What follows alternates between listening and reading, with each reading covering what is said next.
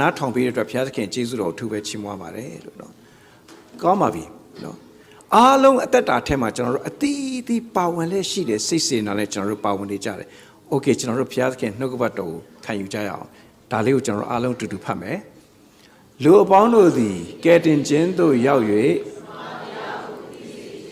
ဘုရားသခင်အလိုတော်ရှိဘုရားသခင်တဆူတည်းရှိတော်မူ၏ဘုရားသခင်နှင့်လူတို့၏စัจ जा မှာလူဖြစ်သောယေရှုခရစ်တည်းဟူသောအာမခံတူတည်းရှိ၏ထိုအာမခံသည်လူအပေါင်းတို့ကိုရွေးအံ့သောငါဟုတ်ပြီဖယားလူအပေါင်းတို့သည်ကယ်တင်ခြင်းသို့ရောက်၍တမန်တရားကိုသိစေခြင်းကဖယားသခင်အလိုတော်ရှိတယ်ဒါဆိုရင်စာရမဏေကဘာအလိုရှိမလဲလူအပေါင်းတို့သည်ကယ်တင်ခြင်းသို့မရောက်ဖို့ပြီးရင်တမန်တရားကိုမသိဖို့နီလာမျိုးစုံနဲ့လုပ်နေတယ်သူလှုပ်ရှားရှိတာလုပ်ပါစေသို့တော့ကျွန်တော်တို့ဒီမာနကိုအောင်မြင်တဲ့အခွင့်ဘုရားသခင်ပေးပြီးဖြစ်တဲ့အတွက်ကျေးဇူးတော်ချီးမွမ်းပါတယ်လူအပေါင်းကယ်တင်ခြင်းရောက်ပြီးတမန်တရားကိုသိစေခြင်းကဘုရားသခင်ကအလိုတော်ရှိတယ်လို့ကျမ်းစာကရိုးရိုးလေးပဲပြောထားပါတယ်ဒီနေ့လူတွေဟာလောဘတွေနဲ့အသက်ရှင်တယ်ဒေါသနဲ့အသက်ရှင်တယ်မာနတွေနဲ့အသက်ရှင်တယ်စိုးရိမ်ပူပန်မှုတွေနဲ့အသက်ရှင်တယ်အတ္တရည်ရွယ်ချက်တွေနဲ့အသက်ရှင်တယ်အဲ့ဒီအဖြစ်ကနေကယ်တင်ခြင်းသို့ရောက်ဖို့လိုတယ်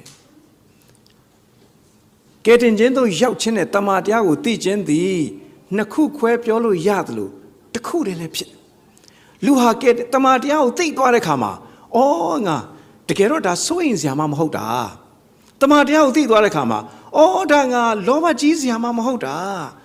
တမန်တရားကိုသိသွားတဲ့ခါမှာအော်ငါဒါဒေါသထွက်စရာမှမဟုတ်တာနော်တမန်တရားကိုသိသွားတဲ့ခါမှာအော်ဒါငါတတ်မဲ့စရာမှမဟုတ်တာလို့သဘောပေါက်တဲ့အချိန်မှာအဲ့ဒီလောဘဒေါသမောဟဆိုတဲ့အရာတွေနော်မာနဆိုတဲ့အရာတွေအမှောင်တွေကနေလွတ်မြောက်ရတဲ့အခွင့်ကိုဘုရားသခင်ကပေးနေခြင်းဖြစ်တယ်ဆိုတော့တွေ့ရပါတယ်ဟုတ်ပါပြီဘုရားသခင်တဆူတည်းရှိတော်မူ၏နော်ကျွန်တော်တို့အားလုံးပြောကြအောင်ဘုရားသခင်ဘယ်တဆူရှိလဲတဆူတည်းရှိတယ်နော်တကယ်လို့ဘုရားသခင်အများကြီးရှိတယ်ဆိုရင်တော့သူ့ဘုရားနဲ့သူအစဉ်ပြေနေမယ်လို့ကျွန်တော်တို့လူတိုင်းကိုသတ်မှတ်ပေးလို့ရတယ်ကျွန်တော်တို့သာသနာပြုရတဲ့အကြောင်းရင်းဧဝံဂေလိလောက်ရတဲ့အကြောင်းရင်းနော်အဓိကကျွန်တော်တို့ဘုရားသခင်ကိုကိုးကွယ်ရတဲ့အကြောင်းရင်းသည်အဓိကအကြောင်းရင်းသည်ဘုရားသခင်ဟာတဆူတည်းရှိလို့ပါအဲ့ဒါကျွန်တော်တို့သဘောပေါက်ဖို့ဖြစ်တယ်ဒါပေမဲ့အဲ့ဒီဘုရားသခင်ဟာဘာတူလဲအခုကျွန်တော်တို့ခရစ်ယာန်တွေရဲ့ယုံကြည်ချက်တော်တော်များများကဘုရားသခင်ကိုမကြီးမြတ်စေပဲဘုရားသခင်ကိုအထင်သေးသွားစေတဲ့အရာတွေအများကြီးရှိတယ်တဆူတည်းရှိတယ်ဆိုအတိတ်ပဲတခြားနှိုင်းစရာကိုလုံးဝမရှိဘူးပိုပြီးကြီးတာမဟုတ်ဘူးနော်ဘုရားသခင်ကတခြားဘုရားတွေထက်ပိုပြီးကြီးတာမဟုတ်ဘူးနော်အမျိုးအစားမတူဘူးသူ့လိုဘုရားဟာတဆူပဲရှိတာတခြားလုံးဝမရှိဘူးဒါပေမဲ့ကျွန်တော်တို့ရဲ့ကိုးကွယ်မှုနဲ့ကျွန်တော်တို့ရဲ့အမြင်တွေကတခါတလေဘုရားသခင်အခုများသောအားဖြင့်အပြင်လူတွေကတရားသဘောနဲ့ဆင်ခြင်တဲ့အခါမှာသူတို့ကဘုရားကိုသိတယ်သာပြောတာငါတို့ထက်တောင်ပိုစိုးရိမ်နေပါလားငါတို့ထက်တောင်ပိုတတ်မနေပါငါတို့ထက်တောင်ပိုပြီးလောဘကြီးနေပါလားငါတို့ထက်တောင်ပိုပြီးစိတ်တွေတုန်နေကြပါလားငါတို့ထက်တောင်ပိုပြီးတော့တယောက်နဲ့တယောက်မတည့်ကြပါလားလို့အဲ့ဒီလိုမြင်စရာအကြောင်းများစွာရှိနေတယ်အခုကောင်းပါပြီနော်အဲ့တော့အပြင်ကကြီးတဲ့လူတွေကခရစ်ယာန်ကြီးပြောနေတဲ့ဖယားမေးလိုက်တဲ့ခရစ်ယာန်တယောက်နင်းသင်ဘယ်ရောက်မလဲကောင်းငင်ဘုံဟုတ်ပြီဖယားသခင်ဘယ်မှာရှိလဲကောင်းငင်ဘုံဖယားသခင်ဘာလုပ်နိုင်လဲအရာအားလုံးကိုဖန်ဆင်းတယ်အရာအားလုံးကိုတတ်နိုင်တယ်ထူးဆန်းတဲ့တကုန်းနဲ့ပြည့်စုံတယ်ဆိုတဲ့ခါကျတော့အပြင်ကနေအဲ့ဒါတေချာအဲ့ဒီအချက်တွေကိုရေးချပြီးတွက်လိုက်တဲ့အခါကျတော့နောက်ဆုံးကောက်ချက်ချတယ်ခရစ်ယာန်ကိုကိုးကွယ်နေတဲ့ God ဆိုတာဖယားဆိုတာဟာမဟာဗြဟ္မာကြီးဖြစ်တယ်လို့ကောက်ချက်ချလိုက်။ဘာကြောင့်လဲ။ဘုံတွေရှိတယ်။အခုလူတွေနေတာကလူဘုံအောက်မှာတော့အပယ်ဘုံအဲ့ဒီလူဘုံရဲ့အထက်မှာကနတ်ဘုံဘာလို့ကောင်းကင်နိုင်ငံတော်မှာရွှေခင်းတဲ့လမ်းတွေနဲ့ရှောက်ရမယ်ဆိုတော့ ကောင်းကင်ဘုံကအယံตายရတယ်လို့ပြောတဲ့ခါမှာအဲ့ဒါကနတ်ဘုံအဲ့ဒီနတ်ပြည်6ထပ်ရှိတယ်အဲ့ဒီနတ်ပြည်6ထပ်ရဲ့အပေါ်မှာမှဗြဟ္မာဘုံတွေရှိတယ်စသဖြင့်အဲ့ဒီဗြဟ္မာဘုံတွေထဲမှာမှအမြင့်ဆုံးသောဗြဟ္မာဘုံမှာစံပယ်တဲ့မဟာဗြဟ္မာကြီးသူကအရာအလုံးကိုဖန်ဆင်းတယ်ဆိုရင်အခုခရစ်ယာန်တွေကိုးကွယ်နေတဲ့ဘုရားဟာအဲ့ဒီမဟာဗြဟ္မာကြီးလားလို့ပြန်စဉ်းစားတဲ့အကြောင်းရှိတယ်ဒါပေမဲ့တကယ်တမ်းကျအဲ့လိုမဟုတ်ဘူးအဲ့ဒီလောက်မဟုတ်ဘူးဘုရားသခင်အဲ့ဒီထက်အစပေါင်းများစွာနှိုင်းစာလို့မရအောင်ထူးဆန်းတဲ့အရှင်ဖြစ်တယ်အဲ့ဒီဘုံလို့ပဲခေါ်နာဝိညာဉ်လောကပဲခေါ်နော်မြင်မရတဲ့အရာပဲခေါ်မြင်ရတဲ့ဟာတွေရောမမြင်ရတဲ့ဟာတွေရောအရာအလုံးကိုဖန်ဆင်းပိုင်တတ်တဲ့အရှင်ဖြစ်တယ်ဘုရားသခင်က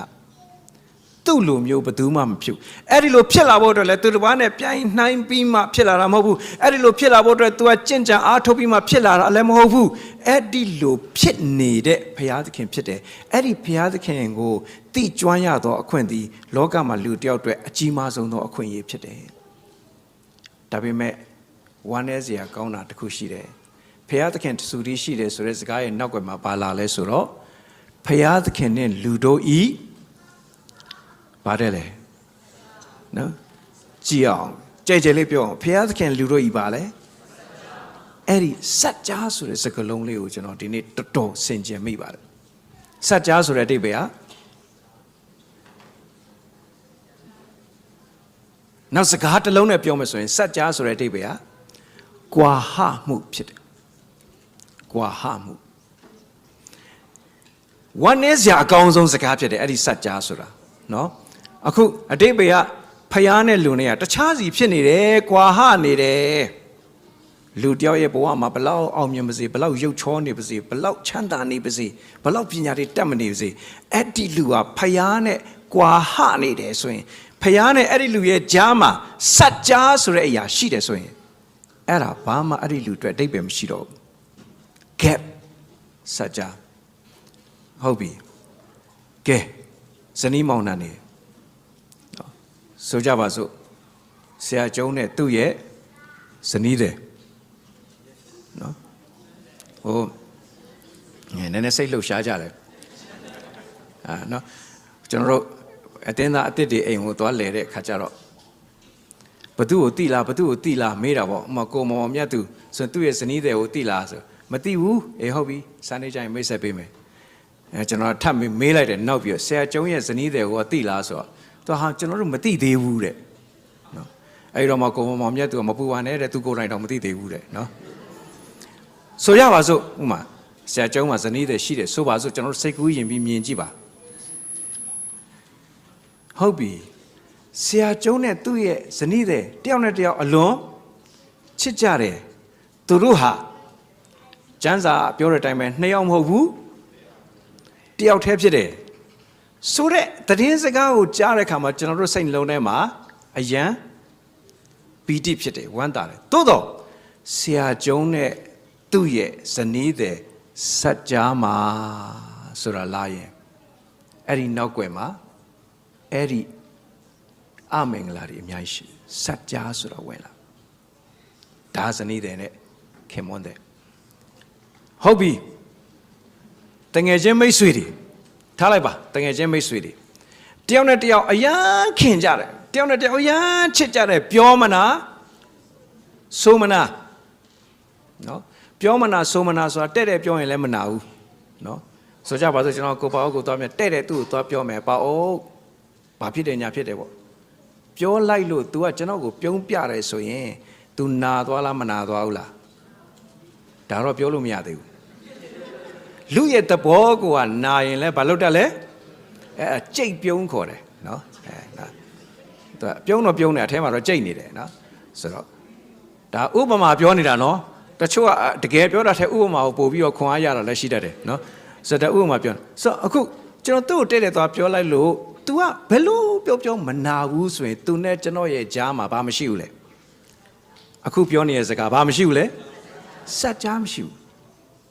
အဲ့လိုမနာယုံနေမကဘူးကျွန်တော်ကဆရာကျုံးနဲ့တွေ့တဲ့အချိန်မှာဟာမင်းအဲ့ဒီကိုပါအုပ်ကတော့ကွာဒီကောင်မလွယ်ဘူးဆိုပြီးတော့သူ့ရဲ့မကောင်းကြောင်းတွေကိုကျွန်တော်ကဆရာကျုံးစီမှာတွားပြောလိုက်တယ် အဲ့ဒါကိုကိုပါဦးကပြန်ကြားတယ်အဲ့လိုပြန်ကြားတဲ့အခါမှာကိုပါဦးကဘယ်လိုခံစားလဲစိတ်ထဲမှာနာသွားပြီဆိုရင်အဲ့ဒါပြောမနာဆိုမနာဆိုတဲ့အခြေအနေမှာမရှိတော့အခုကျွန်တော်တို့ယုံကြည်သူတွေအရေးကြီးလို့ကျွန်တော်ဒါတွေပြောနေတာပါနော်ပြောမနာဆိုမနာဆိုတာသူ့တဲ့သွားပြောရင်လည်း तू မနာဘူးပြီးရင်သူ့အကြောင်းမကောင်းတဲ့ဟာကိုတခြားလူစီမှာသွားပြောတာကို तू ပြန်သိရင်လည်းမနာဘူးဘာဖြစ်လို့လဲ तू ကျွန်တော်ကိုချစ်တဲ့အတွက်ကြောင့်ထိုနည်း၎င်းပဲလာပြောနော်ကိုပေါ့လာပြောမယ်ဆရာတရားသာဟောနေတာနော်ဒီကတော့ဆရာဘာဖြစ်နေညာဖြစ်နေတယ်လာပြောကျွန်တော်ကနာသွားတယ်ဆိုရင်နော်ကျွန်တော်ပြန်ဆင်ခြင်ရမယ်ကိုယ့်အကိုတကယ်လို့ तू အပြင်မှာသွားပြီးဟာဆရာဘာညာလို့အဲ့ तू သွားပြောလို့ဆရာအကြောင်းဆိုမကောင်းတာသွားပြောတာကိုပြန်ကြားလို့ကျွန်တော်ကနားတယ်ဆိုရင်လေအဲ့ဒါမဟုတ်သေးဘူးအဲ့ဒီကိစ္စကြောင့် तू နဲ့ကျွန်တော်ရဲ့ကြားမှာဘာဆိုတာရှိသွားပြီလေစัจ जा ဆိုတာရှိသွားပြီဖယားကအဲ့ဒီစัจ जा ဆိုတော့ကိုမရှိစေချင်ဘူးဒါကြောင့်ကျွန်တော်ပြန်ပြောမယ်နော်အခုဖယားသခင်နဲ့လူတို့ဤစัจ जा မှာတဲ့ဗါတဲ့လေလူဖြစ်တော်ယေရှုခရစ်တည်းဟူသောအာမခံတူတယ်ရှိတယ်တဲ့ဒါဆိုယေရှုခရစ်တော်ဆိုတာဘာကြောင့်လောကမှာရှိနေရတာလဲအကြောင်းရင်းတစ်ခုပဲရှိအဲ့ဒါကဘာလဲလူနဲ့ဖယားရဲ့ကြားမှာဘာမရှိစေချင်ဘူးလဲစัจ जा ဆိုတာလုံးဝမရှိစေချင်ဘူးကွာဟမှုဆိုတာလုံးဝမရှိစေချင်ဘူးအဲ့လိုမရှိစေချင်တဲ့အတွက်အဲ့ဒီကွာဟမှုကိုဖြည့်ရှင်းပေးဖို့ရန်အတွက်သခင်ယေရှုသည်လူစားတိကိုခံပြီးလောကကိုကြွလာတယ်ဒါဆိုကြုံတော့ကျွန်တော်မေးပြစေသခင်ယေရှုကလူလားဖယားလားသခင်ယေရှုဟာလူလားဖယားလားကျမ်းစာကိုဖတ်ပြီးပြောပါလူလားဖယားလား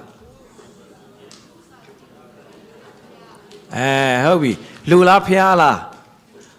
အပြည့်စုံပြောမယ်ဆိုရင်အဲ့ဒီကိစ္စနဲ့အခုကဘာမှာတော်တော်ညင်းနေကြတယ်နော်လူလားဖျားလားနဲ့ဂိုင်းကနာတွေလည်းအမျိုးမျိုးကွဲတယ်အများကြီးညင်းကြတယ်အဲ့တော့အပြည့်စုံပြောမယ်ဆိုရင် तू ကလူစားတိကိုခံတော့ဖျားဖြစ်ပါတယ်နော်ဥပမာအနေနဲ့ပြောမယ်ဆိုရင်မြန်မာပြည်ကဆရာဝန်တယောက်ဟာဂျပန်ပြည်မှာဇပွဲထိုးသွားလုပ်တယ်ရှိဘူးလားအဲ့ဒါမျိုးရှိချင်းရှိမှာပေါ့ဥပမာပြောတာပါအခုကမြန်မာပြည်ကဆရာဝန်ကဂျပန်ပြည်မှာဇပွဲထိုးသွားလုပ်တယ်ဆိုအဲ့ဒီလူဟာဂျပန်ပြည်မှာဆရာဝန်လားဇပွဲထိုးလား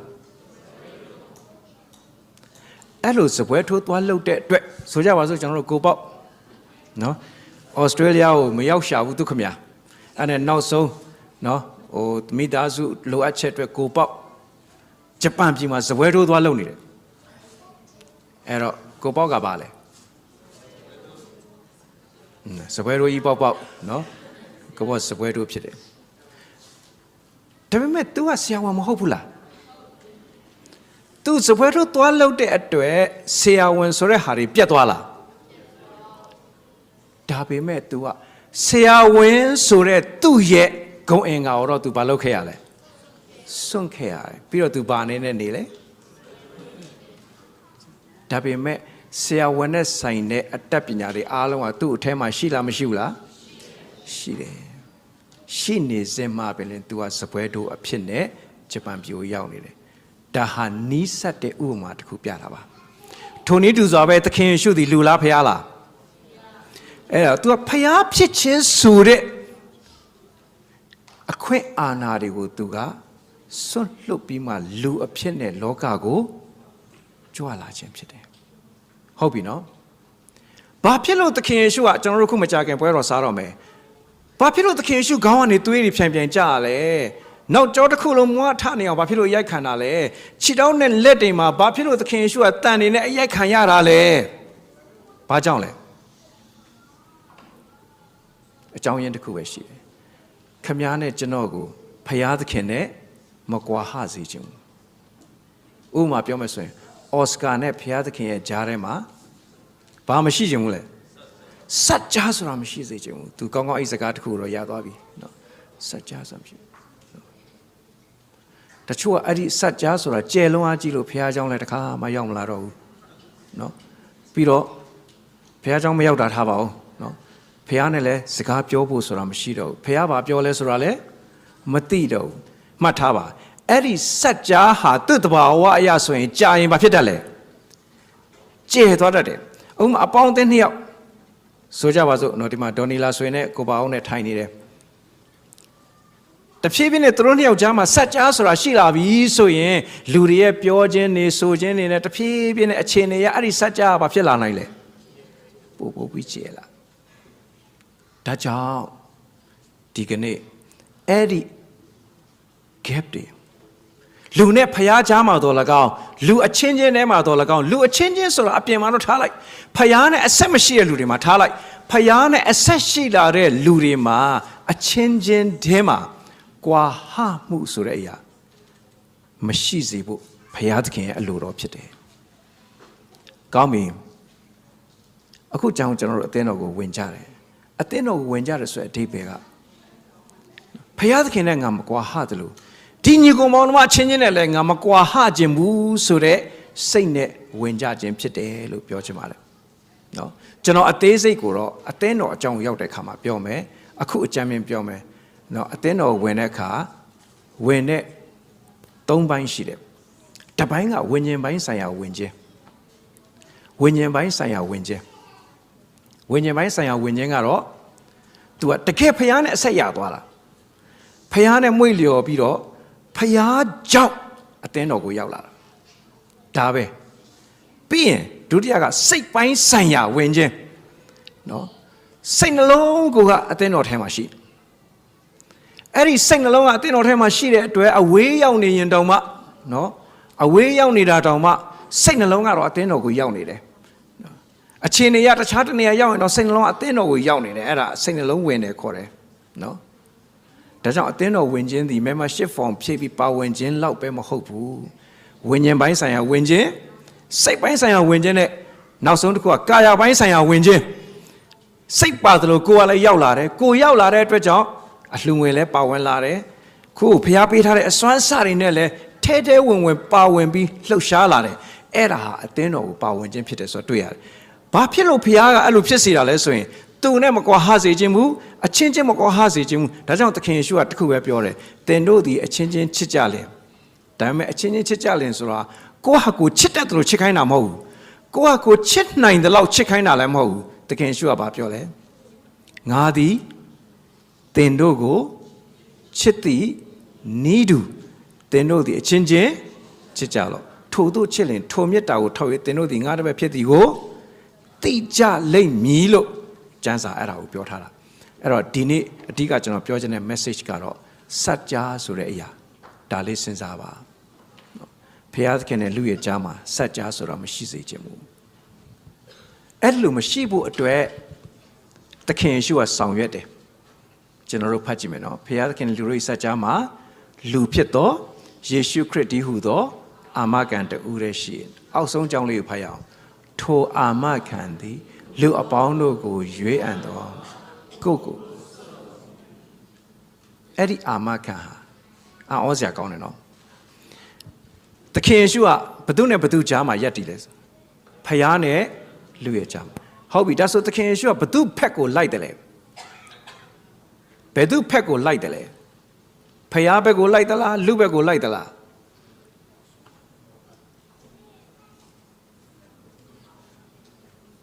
ကျွန်တော်စဉ်းစားဖို့လိုတယ်ဖယားဘက်ကိုလိုက်သလားလူဘက်ကိုလိုက်သလားသခင်ယေရှုဟာမှတ်ထားပါဘယ်ဘက်မှမလိုက်ပါဘူးဖယားဘက်ကိုပါပြီးတော့လူကိုစွန့်တာမဟုတ်တယ်လို့လူဘက်ကိုပါပြီးဖယားကိုစွန့်ခြင်းလည်းမဟုတ်ဘူးဘယ်ဟာမှမစွန့်နိုင်တဲ့အတွက်နော်ကျွန်တော်တို့လူတယောက်ကိုဆိုကြပါစို့နော်ဟာလားဆိုကြပါစို့ကျွန်တော်တို့ကိုထန်းစိန်ကိုမတ်တရက်ခိုင်းပြီးတော့ဘေးက2ယောက်ကဟိုဘက်က1ယောက်ကဆွဲမယ်ဒီဘက်က1ယောက်ကဆွဲမယ်ဆိုရင် तू ဘယ်လိုနေမလဲဆွဲမယ်ဆိုရင်အဲ့ဒီအဆွဲကိုမခံနိုင်တော့ဘူးဆိုရင်နောက်ဆုံး तू တစ်ခုလောက်ဆရာရှိအဲ့ဒါဘာလုပ်မလဲတစ်ဖက်ဖက်ကိုသူကနည်းနည်းအားထည့်ပေးလိုက်ဟိုဘက်က1ယောက်ကနော်ပါတော့ပေါ့ဓမ္မမဟုတ်ရင်လည်းဘယ်သူမှမဆွဲနဲ့ကွာဆိုရင်နှစ်ဖက်စလုံးကိုစွန့်ပစ်လိုက်တာအဲ့ဒီလိုဖြစ်တယ်ဒါပေမဲ့သခင်ယေရှုကကြတော့မဟုတ်ဘူးသူကမစွန့်ပစ်ဘူး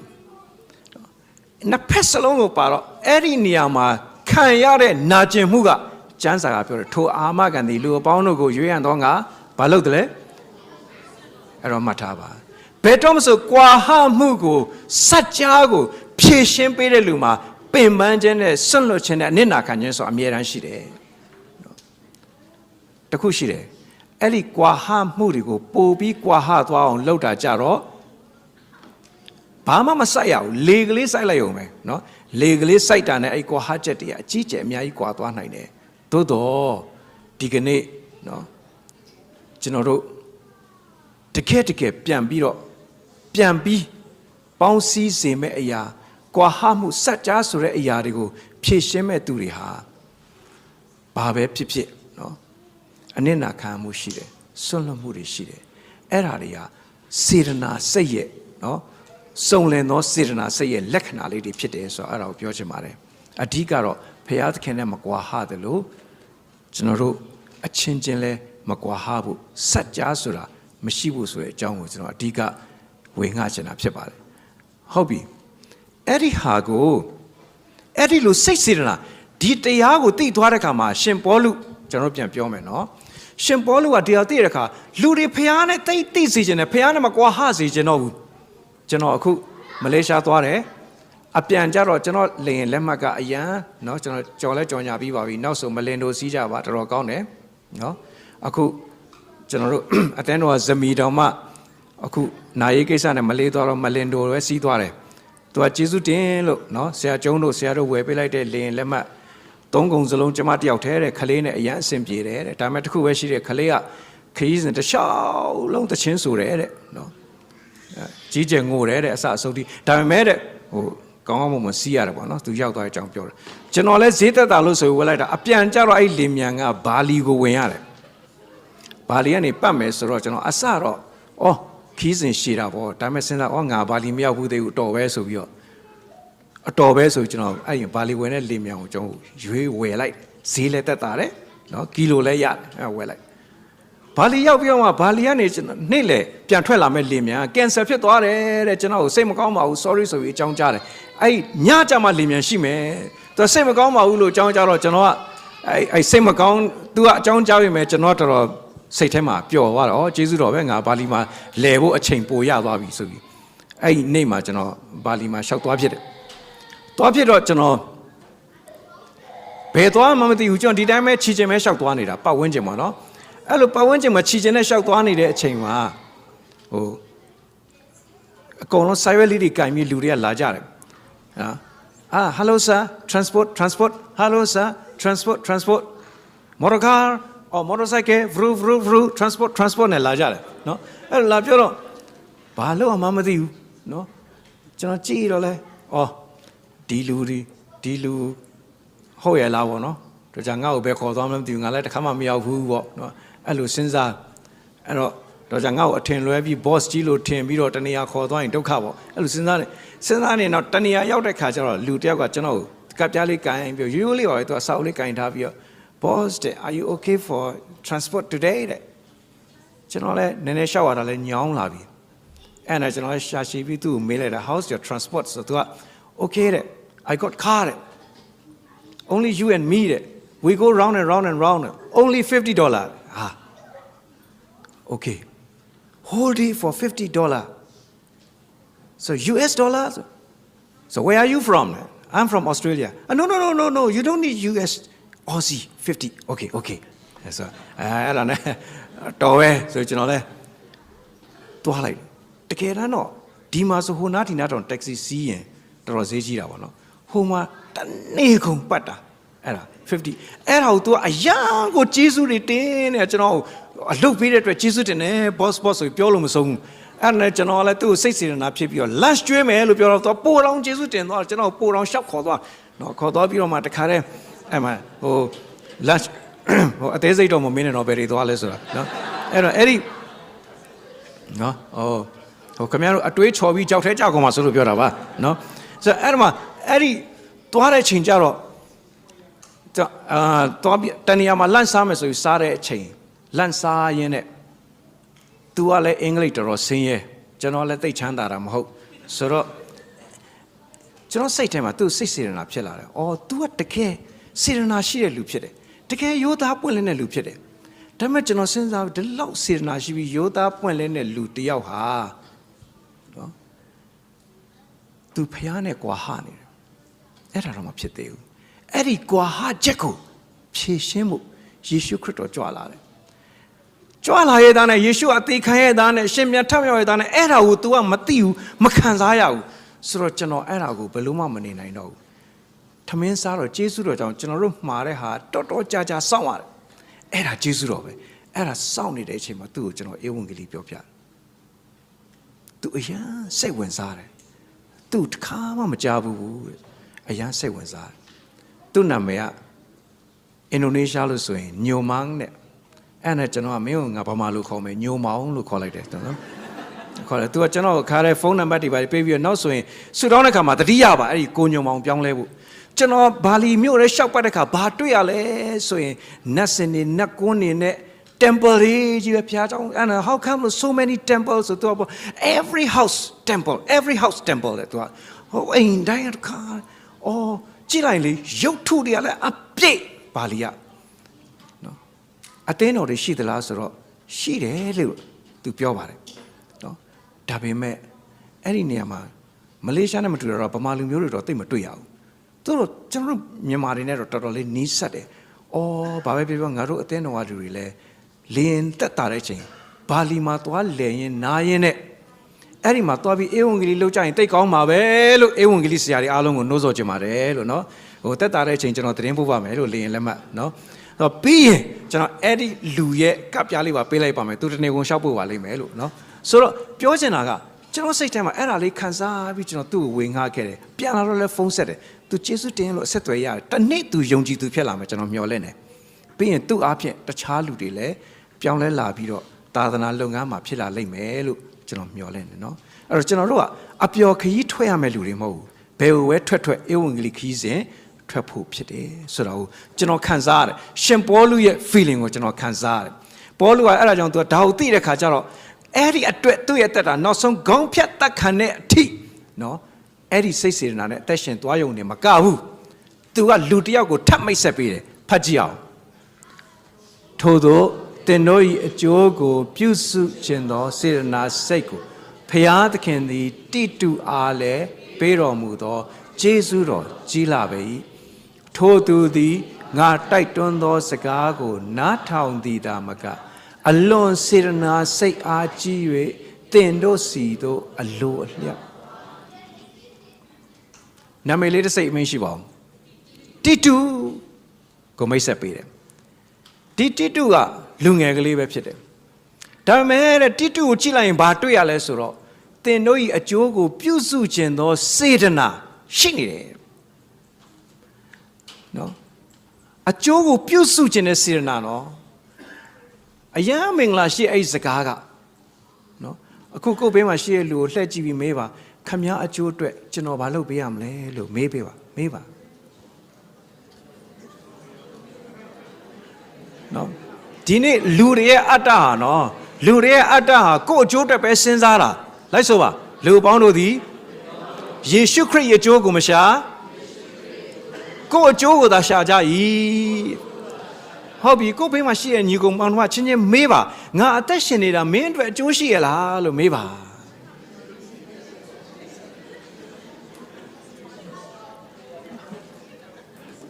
နော်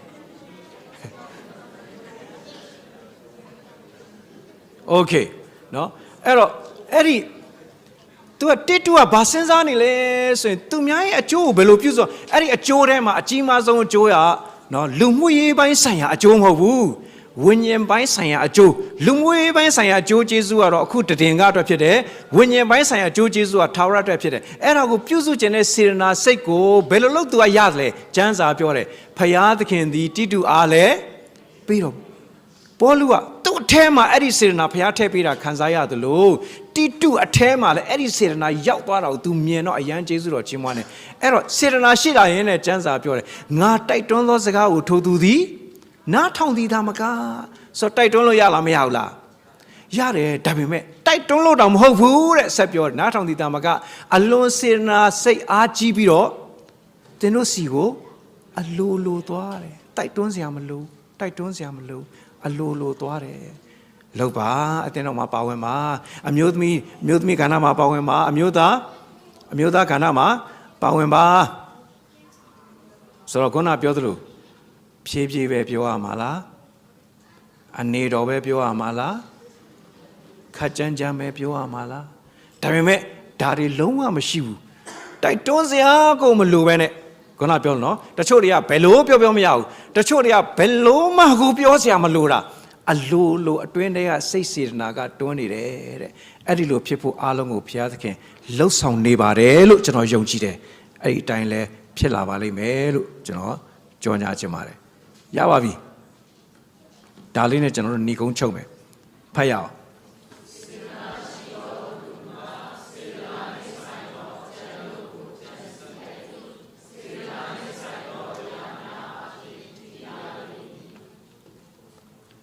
โอเคစေတနာဆိုတဲ့နေရာမှာဖျားဆိုတဲ့စကားလေးကိုထည့်ပြီးတော့ဖတ်ကြည့်အောင်ဖျားအကြံတို့ကိုဖျားနဲ့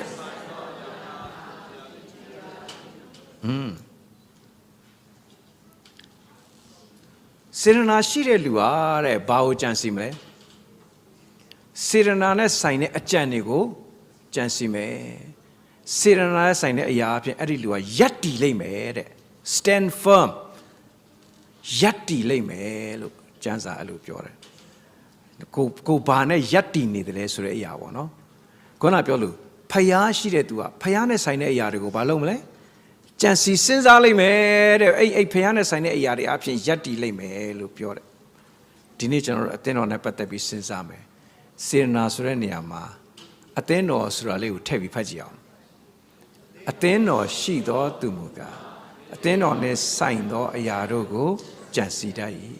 အသင်းတော်နဲ့ဆိုင်သောအရာများအားဖြင့်တည်ရလိမ့်မယ်အဲ့ဒီလိုကျွန်တော်တို့ခံယူလို့ရတယ်ဆိုတဲ့အကြောင်းအရာလေးကိုကျွန်တော်ပြောချင်ပါတယ်ဘာပဲဖြစ်ဖြစ်ကျွန်တော်တို့ဖျားသခင်နဲ့ကျွန်တော်တို့ကြားမှာကွာဟမှုမရှိစေနဲ့ကျွန်တော်တို့အချင်းချင်းကြားမှာလည်းဘာကွာဟမှုမှမရှိစေနဲ့အဲ့ဒါဖျားသခင်လိုတော့မဟုတ်ဘူးเนาะကျွန်တော်အရန်ခွန်အားရတဲ့ဟာလေးနဲ့ကျွန်တော်ညီကုန်းချုပ်ချင်တယ်စိတ်နှကောင်အလွန်မြင့်တဲ့ကြောက်ကဘာနှစ်ခုကိုတွေ့တန်းထားတဲ့ကြိုးတရားဒီဘက်ကစိတ်တကောင်လာတယ်ဒီဘက်ကစိတ်တကောင်လာတယ်အဲ့ဒီတရားလေးကလည်းအရန်ကျင်းတဲ့အတွက်တကောင်စာပဲသွားလို့ရတယ်အဲ့ဒီစိတ်နှကောင်တရားအလယ်မှာဆုံးတယ်တကောင်မှလည်းနောက်ပြန်မဆုတ်ချင်ဘူးဘာလုပ်မလဲတကောင်မှနောက်ပြန်မဆုတ်ချင်ဘူးဘာလုပ်မလဲအားကြီးတဲ့ကောင်အားနည်းတဲ့ကောင်ကိုဂျုံနဲ့ခွေပြီးအတင်းတွန်းဖယ်ပလိုက်မလားဘာလုပ်မလဲအဲ့ဒီအဖြစ်အပျက်ကိုလက်တွေ့မြင်လိုက်တဲ့တယောက်ကပြောထားတာဘာလုပ်မလဲဆိုစောင့်ကြည့်နေတယ်အဲ့တော့နှစ်ကောင်ဆိုင်သွားပြီးတော့တော်တော်ကြာလေးတဲ့ခေါင်းချင်းတိုက်ပြီးတော့တဲ့နော်ဘသူမှလည်းနောက်ပြန်မဆုတ်ချင်ဘူးအဲ့လိုကောင်းချင်းဆိုင်နေခဏနေတော့တဲ့ထူးထူးဆန်းဆန်းပူအားကြီးတယ်လို့ထင်ရတဲ့အကောင်ကတဲ့ဟိုဘက်ကအကောင်ရှေ့မှာသူကဝတ်လိုက်တယ်တဲ့အဲ့လိုဝတ်လိုက်တဲ့အချိန်မှာဟိုဘက်ကအကောင်ကလည်းနားလေတယ်တဲ့အตาလေးအပေါ်ကနေကြော်ပြီးတော့ထွက်သွားတယ်ဟိုကောင်လည်းသူ့လမ်းသူရောက်သွားတယ်ဒီဘက်ကအကောင်ကလည်းသူ့လမ်းသူရောက်သွားတယ်โอเคတခါလေကျွန်တော်တို့ဘယ်လို့မှနောက်ပြန်လှည့်လို့မရရှော့လို့မရအောင်ထိတ်တိုက်ကြုံခဲ့သည့်တိုင်အောင်ဘာလုပ်လို့ရလဲဘာလုပ်လို့ရလဲနှိမ့်ချလိုက်လို့ဖြစ်တယ်ဆိုတော့သခင်ယေရှုကသူ့ရဲ့နှိမ့်ချခြင်းတက်တည်ကျွန်တော်တို့ကိုထူခဲ့တဲ့ပွဲတော်မှာကျွန်တော်တို့ဝင်ကြရအောင်ပွဲတော်မှာကျွန်တော်တို့သူတို့ကဝင်ရဲ့ဘုရားသခင်ကကျွန်တော်တို့ ਨੇ